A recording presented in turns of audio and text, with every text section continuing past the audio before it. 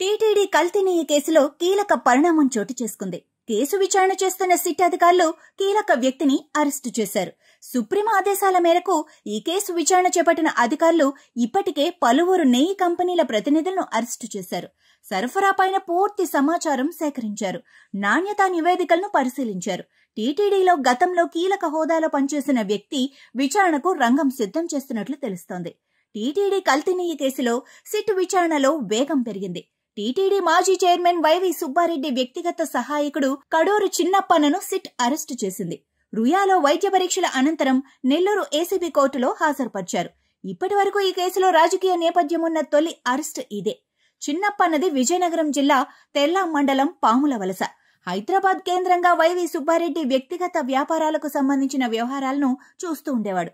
టీటీడీకి కల్తీ నెయ్యి సరఫరా వ్యవహారంలో అప్పన్న పైన సిట్ పూర్తి సమాచారం సేకరించింది. గత జూన్ 4వ తేదీన చిన్నప్పను తిరుపతిలోని సిట్ కార్యాలయానికి పిలిపించి ఆ విషయంపై విచారించింది. సుమారు 3.5 నెలల తర్వాత సుప్రీంకోర్టు ఆదేశాలతో సిట్ దర్యాప్తు తిరిగి ప్రారంభమైంది. ఆ వెంటనే ఈ కీలక పరిణామం చోటు చేసుకుంది. విచారణ నిమిత్తం దర్యాప్తు అధికారులు తిరుపతి సిట్ కార్యాలయానికి చిన్నప్పను పిలిపించారు. హైదరాబాద్, విశాఖపట్నం సిబిఐ కార్యాలయాల నుంచి వచ్చిన 3 డీఎస్పీలు, 3 సీఐలు అప్పన్నను విచారించారు. అనంతరం చిన్నప్పన్నను అరెస్టు చేశారు. రిమాండ్ రిపోర్టులో అతడిని A24గా పేర్కొన్నారు. చిన్నప్పన్న అరెస్టుతో తదుపరి వైవి సుబ్బారెడ్డికి సైతం నోటీసులు జారీ చేసి విచారించే అవకాశం ఉంది. ఇక నుంచి ఈ కేసులో కీలక వ్యక్తుల విచారణలు, అరెస్టులు ఉంటాయని తెలుస్తోంది.